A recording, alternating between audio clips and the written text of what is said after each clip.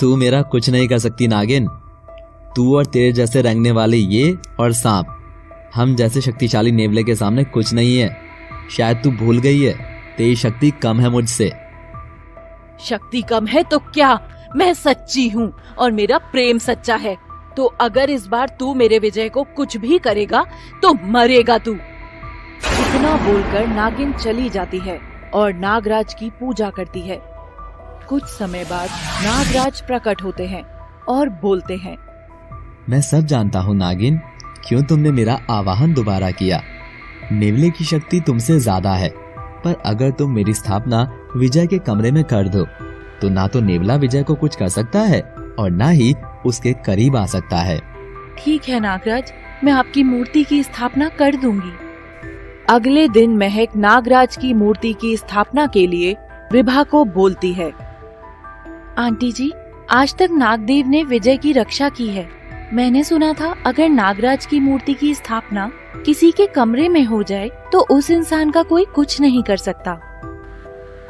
ठीक है बेटा, वैसे मैं ये सब नहीं मानती, परंतु अपने बेटे की रक्षा के लिए मैं कुछ भी करूंगी। उसी रात रेखा सो रही होती है।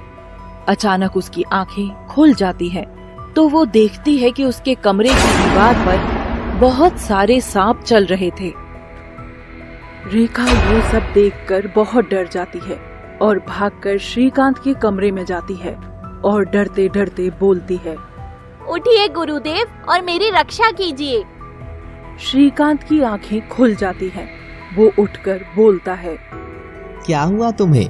इतनी रात में मुझे नींद से उठाने का उद्देश्य? मेरे कमरे में बहुत सारे सांप हैं। गुरुदेव, आप सही बोल रहे थे, इस घर में सच में किसी नागिन का साया है। ये सब तुम्हारे साथ उस नागिन ने ही किया है।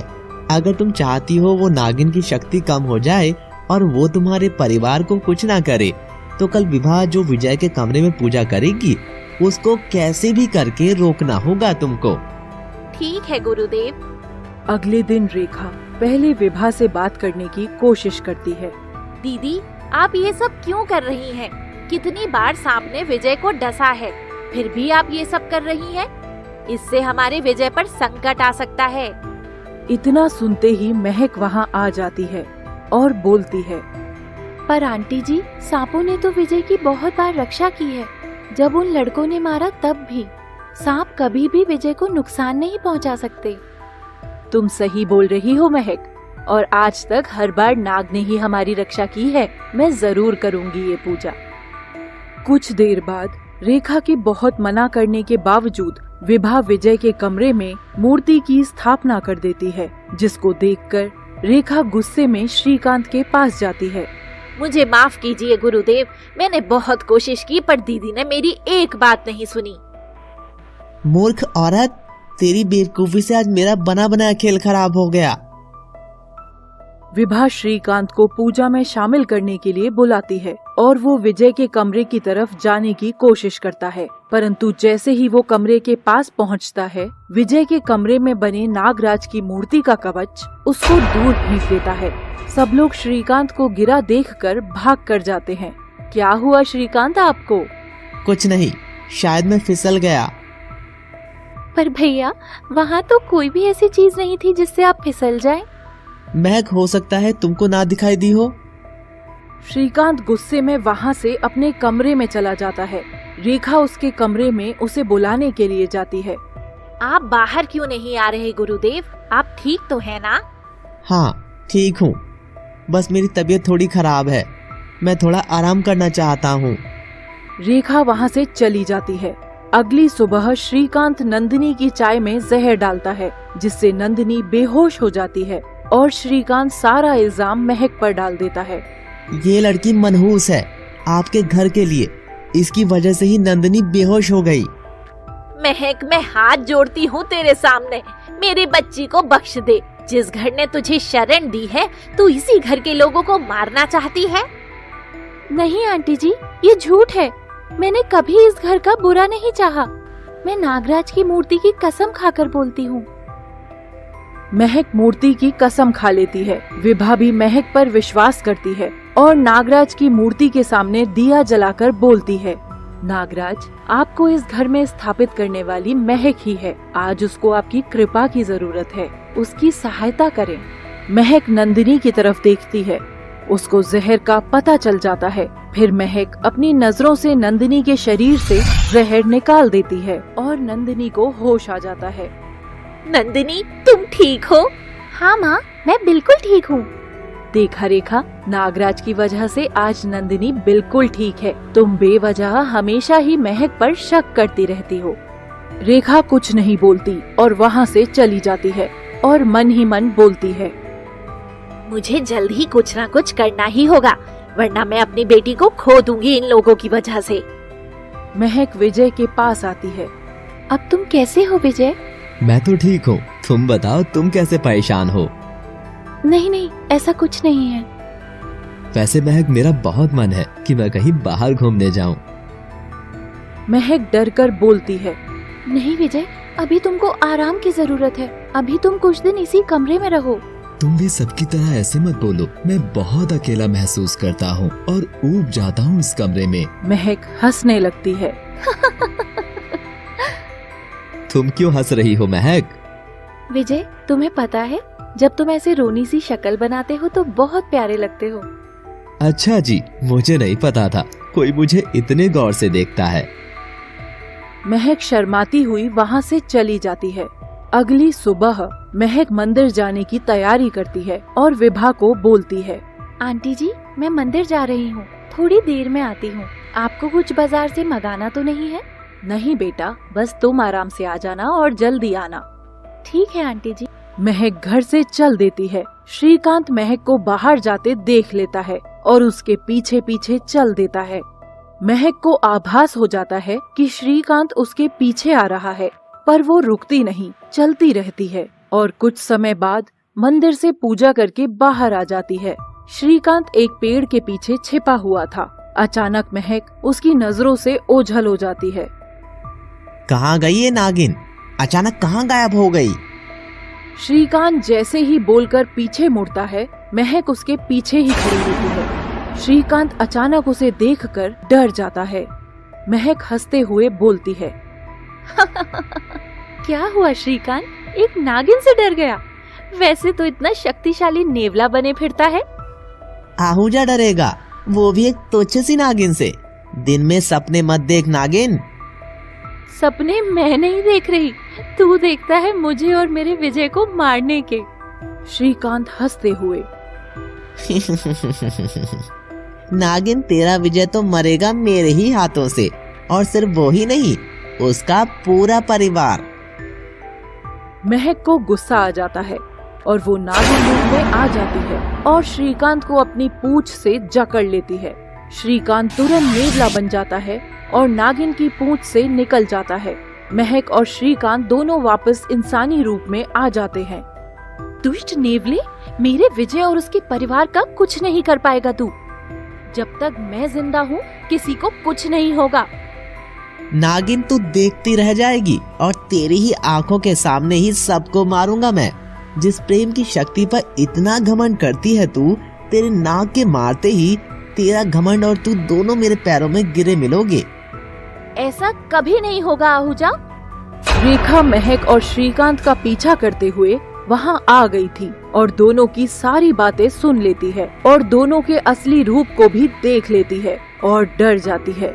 फिर रेखा डरते हुए घर की तरफ चल देती है। महक रेखा को देख लेती है। रेखा घर पहुंचकर अपने कमरे में चुपचाप बैठ जाती है। विभा बहुत कोशिश करती है रेखा से बात करने की, पर रेखा कुछ नहीं बोलती। तभी महक घर आ जाती है। महक बेटा, पता नहीं आज रेखा को क्या हुआ है। आज से पहले कभी मैंने उसको इतना डरे हुए नहीं देखा।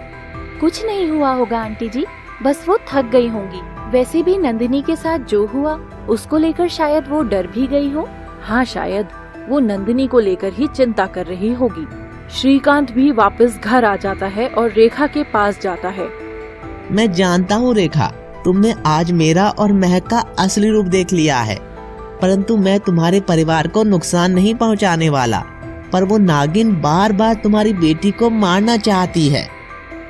ऐसा ना बोले गुरुदेव, आप जो भी बोलेंगे मैं करूंगी। बस उस नागिन को इस घर और बेटी की जिंदगी से दूर करें। अब मैं उसका मनहूस साया अपनी बेटी पर नहीं पड़ने दूंगी। ठीक है, बस तुम मेरी सहायता करो। श्रीकांत ये बोलकर रेखा के कमरे से चला जाता है। अगले दिन रेखा और श्रीकांत विजय को कमरे से बाहर लाने के लिए घूमने का प्लान करते हैं और सबके सामने रेखा बोलती है, दीदी मैं सोच रही थी कि विजय कुछ दिन से घर से बाहर नहीं गया और हम सब के लिए भी कुछ अलग माहौल हो जाएगा। चाची जी, आपने बहुत अच्छा सोचा। मेरा भी बहुत मन था बाहर जाने का। ठीक है, अगर तुम सबको यही सही लगता है तो चलो तैयारी करो चलने की। महक फिर से डर जाती है और विजय को मना करती है जाने के लिए। विजय, अभी तुम्हारी तबीयत ठीक नहीं है, तुम मत जाओ बाहर। महक, तुम बिना बात के जिद कर रही हो। तुम सब लोग मेरे साथ हो तो मुझे कुछ नहीं होगा। अगर कुछ हुआ भी तो हमेशा के लिए तुम हो ना, मुझे बचाने के लिए। और हंसने लगता है। विजय, ये मजाक का समय नहीं है, समझो मेरी बात को। महक, तुम जाकर तैयार हो जाओ, थोड़ी देर में चलेंगे हम सब। महक बहुत कोशिश करती है विजय को रोकने की, पर विजय नहीं सुनता और कुछ समय बाद सब लोग घूमने के लिए बस से निकल जाते हैं। अचानक सामने से ट्रक आ जाता है और गाड़ी पुल पर लटक जाती है। सब डर जाते हैं और डर के मारे आंखें बंद कर लेते हैं। श्रीकांत मन ही मन महक को बोलता है, नागिन अब कैसे बचाएगी अपने परिवार को। महक सबको अपनी शक्ति से मूर्छित कर देती है और फिर खिड़की से नागिन रूप में निकल जाती है और एक विशाल नागिन में बदल जाती है। फिर अपनी पूंछ से बस को खाई में गिरने से बचाने की कोशिश करती है और वो कामयाब भी हो जाती है। फिर महक सबको घर लेकर आती है। सबको होश आ जाता है। फिर सब महक और श्रीकांत से पूछते हैं कि हम सब कैसे बचे। मुझे कुछ भी नहीं पता, मैं भी बेहोश हो गई थी, पता नहीं कैसे। जब मुझे होश आया हम सब अपने घर में सही सलामत थे और मैं आप सबको जगाने की कोशिश में ही लगी हूँ तब से। विभा श्रीकांत से पूछती है, क्या आपको इस बारे में कुछ पता है श्रीकांत? नहीं, मुझे भी कुछ नहीं पता। मुझे लगता है आंटी जी ये सब नागराज ने किया है, हमेशा की तरह हम सबको बचा लिया। सब लोग नागराज की मूर्ति के सामने जाते हैं और हाथ जोड़कर प्रार्थना करते हैं और धन्यवाद भी देते हैं। अगली सुबह महक नहाकर सिर पर तौलिया लपेटे हुए बाथरूम से बाहर आती है। फिर तौलिया हाथ में लेकर बालों को झटकती है। तभी विजय पीछे से आ जाता है और कुछ पानी की बूंदें विजय के ऊपर गिर जाती हैं। मुस्कुराकर बोलता है, महक की मूर्ति मुझे छूकर कुछ हलचल कर रही है। तुम्हें ऐसे देखकर लगता है बस ऐसे ही देखता रहूं। अच्छा जी, ऐसे ही देखते रहोगे तो तुम बहक सकते हो। इस नूर को देखकर कोई भी बहक सकता है। महक शर्माते हुए अपनी पलकों को झुका लेती है और जैसे ही आगे बढ़ती है उसका पैर पानी से फिसल जाता है। महक गिरने ही वाली होती है, तभी विजय महक को पकड़ लेता है। इतनी आसानी से गिरने नहीं दूंगा मैं तुमको। कब तक? जब तक मैं जिंदा हूँ। महक संभल कर बोलती है, विजय, कभी किसी को देखकर तुम्हारी धड़कनें तेज हुई हैं? खुद पर काबू खोने लगा, बस मन करे उसका हो जाऊं या उसको अपना बना लूं। हाँ, मेरे साथ हमेशा ऐसा होता है, किसी को देखकर। महक गुस्से में पूछती है, किसको देखकर? कौन है वो? विजय महक को पकड़कर अपने पास खींच लेता है। हमेशा जवाब देना जरूरी नहीं होता, कुछ सवालों के जवाब खुद आंखों से ढूंढने पड़ते हैं मेम साहब। मुझे तो इन आँखों में बस मैं ही दिख रही हूँ। अभी बस आंखें ही देखी है तुमने। कभी तुम्हारे पास होने पर मेरी धड़कन कितनी तेज हो जाती है ये सुनना। कितना झूठ बोलते हो तुम। वैसे आज क्या हो गया तुमको? कैसी बहकी बहकी बातें कर रहे हो? विजय कुछ नहीं बोलता और महक को गले लगा लेता है और बोलता है, महक, मेरा मन करता है इस पल को बस कहीं नहीं जाने दूं। तो रोक लो इस पल को विजय, बहुत सुकून है इस पल में। इतने में महक की आंखों से आंसू निकल जाते हैं। महक, तुम्हारी ये नम आंखें मुझसे बहुत सवाल करती हैं। इन सवालों के जवाब भी इन आँखों में ही है। विजय महक की आंखों में देखता है। इतनी गहराई, इतना सुकून है आज इन आंखों में। महक ये आंखें हैं या जन्नत? मुझे बस मैं ही नजर आता हूँ इसमें और मुझे मेरा जहाँ नजर आता है इसमें। महक विजय को फिर से गले लगा लेती है और बोलती है, विजय, मेरा जहाँ, मेरी दुनिया, सब तुम ही हो। तुमसे शुरू होकर मैं तुम पर ही खत्म हो जाती हूँ। महक, मुझे नहीं पता कैसे, पर कुछ ही दिनों में तुमने जो मेरे लिए और मेरे परिवार के लिए किया, मैं खुद को रोक नहीं पाया तुम्हारा होने से।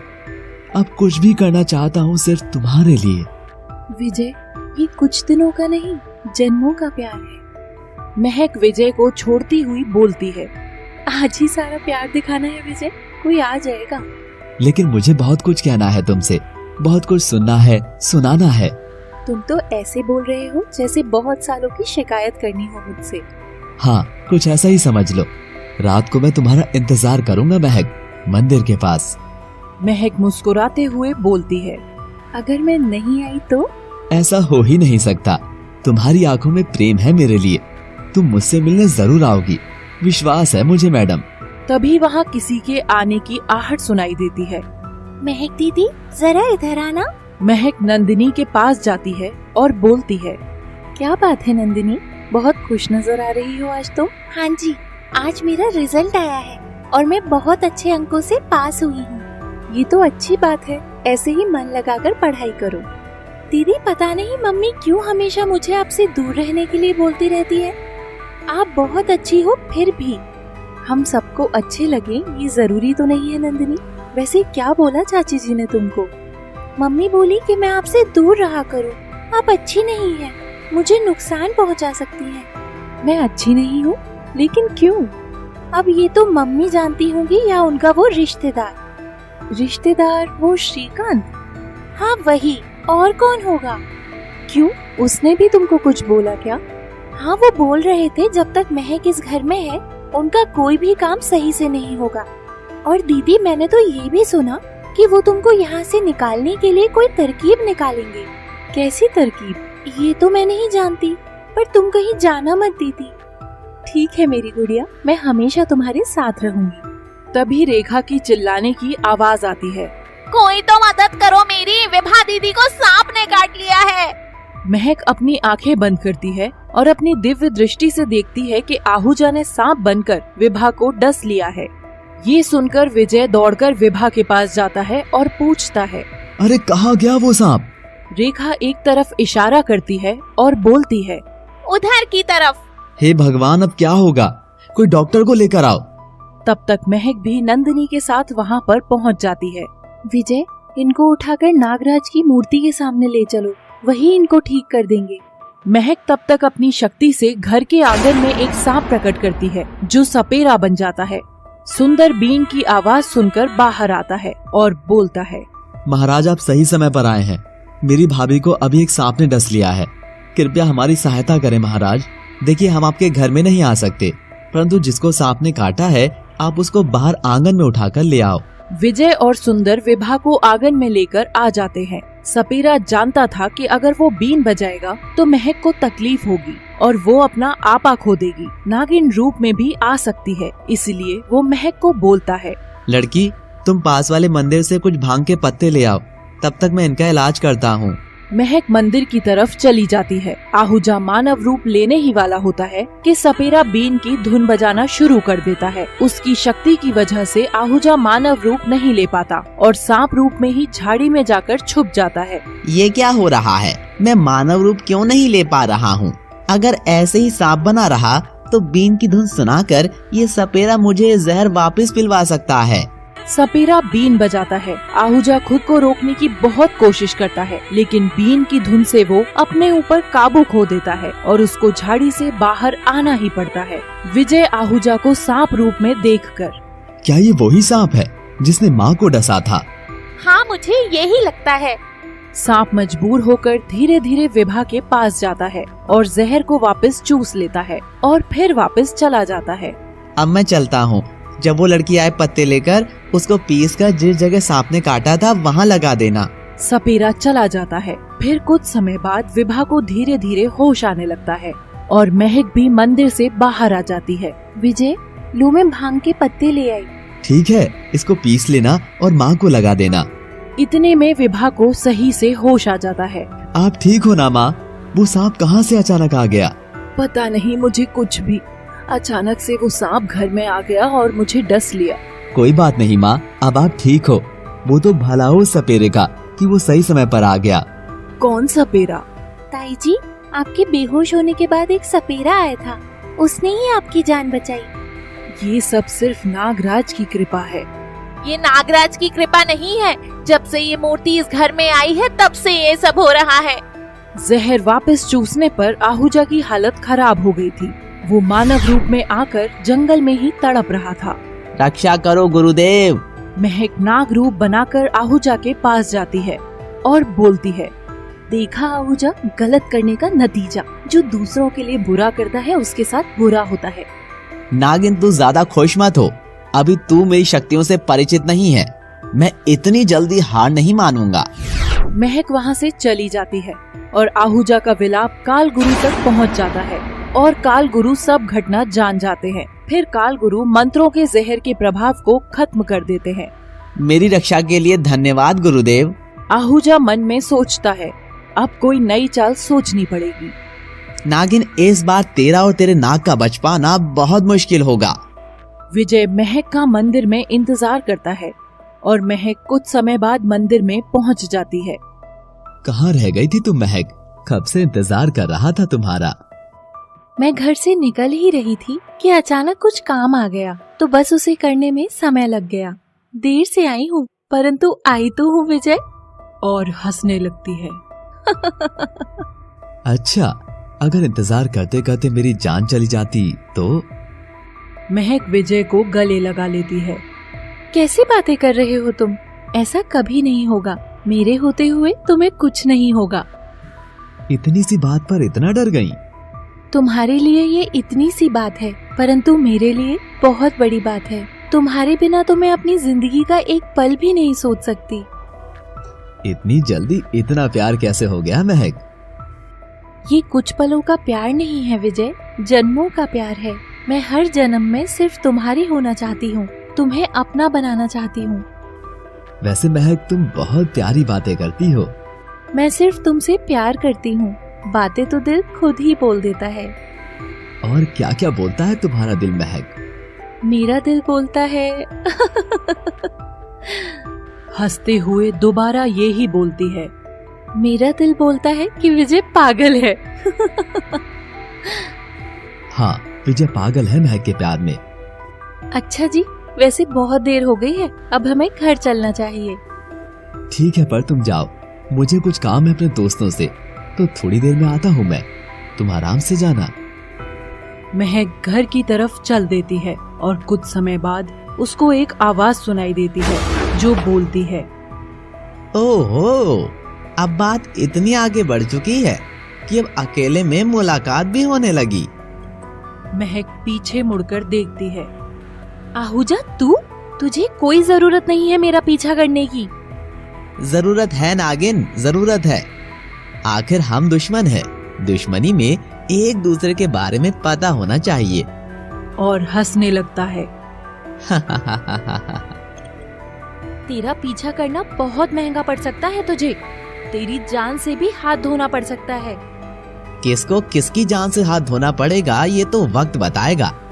इतना जरूर है नागिन कि मैं तुझे मौत नहीं दूंगा, पर तू तड़पती रहेगी जिंदगी भर अपने नाग के वियोग में। मौत से भी बदतर जिंदगी होगी तेरी।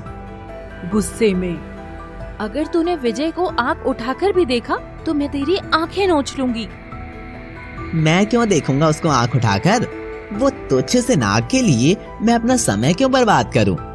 परंतु वो किसी को देखेगा और तुझे हमेशा के लिए भूल जाएगा।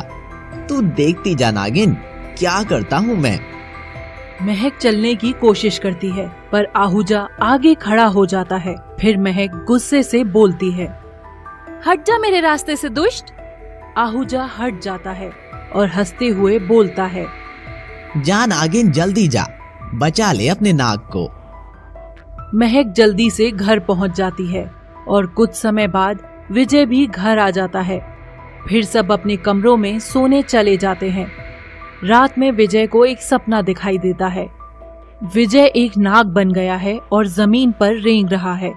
कुछ समय बाद एक नागिन उसके पास आती है और देखते ही देखते वो एक लड़की बन जाती है। तुम कौन हो? मैं सांप कैसे बना? ये सब क्या हो रहा है? तुम एक इच्छाधारी नाग ही हो नागेश, बस अपनी शक्तियों को भूल चुके हो। अगर तुम कोशिश करोगे तो तुम्हें सब याद आ जाएगा। विजय खुद का रूप बदलने की कोशिश करता है और वो नागेश के रूप में आ जाता है। नागेश रूप में आते ही विजय की डर के मारे आंखें खुल जाती हैं। विजय उठकर बोलता है, ये कैसा सपना था? मैं नाग हूँ? अरे नहीं नहीं, ये सिर्फ एक सपना था। और विजय दोबारा सो जाता है। अगली सुबह महक बैठी होती है। विजय भी उसके पास आकर बैठ जाता है और बोलता है, कैसी हो महक? मैं तो ठीक हूँ जनाब, तुम बताओ। क्या बताऊं महक, रात एक अजीब सा सपना देखा मैंने। अजीब कैसे? ऐसा क्या देख लिया? मैंने देखा मैं एक इच्छाधारी नाग हूँ और मेरे सामने एक इच्छाधारी नागिन भी थी। सोच में पड़ जाती है और फिर बोलती है, क्या सच में विजय, तुमको ऐसा कुछ सपना आया? क्यों, तुम्हें क्या लगता है मैं तुमसे झूठ बोल रहा हूँ? वैसे क्या नाम बोली थी वो लड़की? हाँ याद आया, नागेश। वो बोली यही मेरा असली नाम है और नाग रूप ही मेरा असली अस्तित्व है। महक को कुछ समझ नहीं आ रहा था कि ये सब विजय के साथ क्या हो रहा है, तो वो अकेले में जाकर कुछ दिव्य तरंगे नागराज के पास भेजती है और उनसे ही नागराज से बात करती है। नागराज, मुझे कुछ समझ में नहीं आ रहा कि आखिर विजय के साथ ये सब क्या हो रहा है। उसको अचानक पिछले जन्म की बातें क्यों याद आ रही हैं? नरगिस, अब तुम्हारे और नागेश के मिलन की घड़ी समीप है। इसी कारण विजय को नागेश और नरगिस के बारे में सब पता चलना आरंभ हो चुका है। कुछ ही समय में उसको तुम्हारे नागिन होने का भी पता चल जाएगा। नागराज, विजय को मेरे नागिन होने का पता चलने के बाद भी क्या वो मुझे ऐसे ही प्रेम करेगा? प्रेम बंधन एक अटूट बंधन है नरगिस, इसे कोई तोड़ नहीं सकता, नागेश स्वयं भी नहीं। वैसे नरगिस, मैं सदैव भी तुम्हारे साथ हूँ, पर तुम्हें अब और ज्यादा सतर्क रहना होगा। आहूजा कोई नई योजना बना रहा है। जो आज्ञा नागराज। महक इतना बोलकर चली जाती। दूसरी तरफ विजय अकेले ही ऐसे बैठे मुस्कुरा रहा था। विभा ये सब देख लेती है। बेटा विजय, क्या सोच रहे हो? आजकल तुम्हारे चेहरे पर एक अलग ही चमक है। कुछ नहीं माँ, बस ऐसे ही। वैसे माँ, महक कैसी लगती है आपको? महक? वो तो एक बहुत अच्छी लड़की है, बहुत सुंदर और गुणी भी है। वैसे तुम अचानक उसके बारे में क्यों पूछ रहे हो? कुछ नहीं माँ, बस ऐसे ही। और विजय शर्माने लगता है। विभा को भी अपने बेटे के मन में चल रहे प्रेम भाव समझ आ जाते हैं। वैसे मैं सोच रही हूँ, अगर तुम्हें कोई आपत्ति ना हो तो तुम्हारी शादी महक से करवा दूं। क्या सच्ची माँ? फिर अपनी भावना पर काबू करके विजय मना कर देता है। नहीं नहीं माँ, ऐसी कोई बात नहीं है। ये शादी उफ, अभी नहीं। ठीक है, तो मैं किसी और लायक लड़के को तलाश करती हूँ महक के लिए। विजय तुरंत बोल देता है, नहीं नहीं, ये मैं नहीं होने दूंगा। बेटा, एक माँ से अपने बच्चे के मन की कोई भी बात छुप नहीं पाती। विजय शर्माते हुए वहाँ से उठकर चला जाता है। फिर विभा भी महक के पास आ जाती है और बोलती है, महक, मुझे कुछ बात करनी है तुमसे। जी आंटी जी, बोलिए। आज बहुत दिनों बाद मैंने विजय को इतना खुश देखा, तो मैं सोच रही थी कि जिस वजह से वो इतना खुश है, उस वजह को हमेशा के लिए उसके पास ले आऊं। ये तो अच्छी बात है आंटी जी, किसी की इच्छा पूर्ण करना अच्छी बात होती है। पर उसकी इच्छा के लिए तुम्हारी हाँ की भी जरूरत है। महक विभा की बातों को समझ जाती है और शर्माने लगती है। महक, क्या तुम मेरे बेटे विजय से शादी करोगी? अगर तुम्हें वो पसंद हो तो मैं तुम्हें अपनी बहू बनाना चाहती हूँ। महक नीचे सिर करके बोलती है, आंटी जी, जो भी आपको सही लगे। विभा ये बात घर में सबको बताती है और सब राजी हो जाते हैं। फिर रेखा ये बात श्रीकांत को जाकर बताती है। क्या तुमको पता है, विभा दीदी विजय और उस नागिन महक की शादी करवा रही हैं? वो नागिन और उसके नाग का मिलन नहीं हो सकता। कुछ कर मूर्ख औरत। हाँ, तुमसे तो कुछ होता नहीं है, मैं ही करूँ। वैसे भी इस घर में मेरी सुनता ही कौन है। तुम ही करो जो करना है। ठीक है, मैं ही कर लूँगा जो करना है। और गुस्से से चला जाता है। आहूजा नेवला, मेहर और विजय का मिलन रोक पाएगा या विजय को अपना पिछला जन्म याद आ जाएगा? जानने के लिए देखिए इस कहानी का पार्ट 4। और जिन्होंने इस कहानी का फर्स्ट और सेकंड पार्ट नहीं देखा है वो डिस्क्रिप्शन में जाकर कहानी का फर्स्ट और सेकंड के लिंक पर क्लिक करें और चैनल को सब्सक्राइब करें, लाइक करें और शेयर करें। धन्यवाद।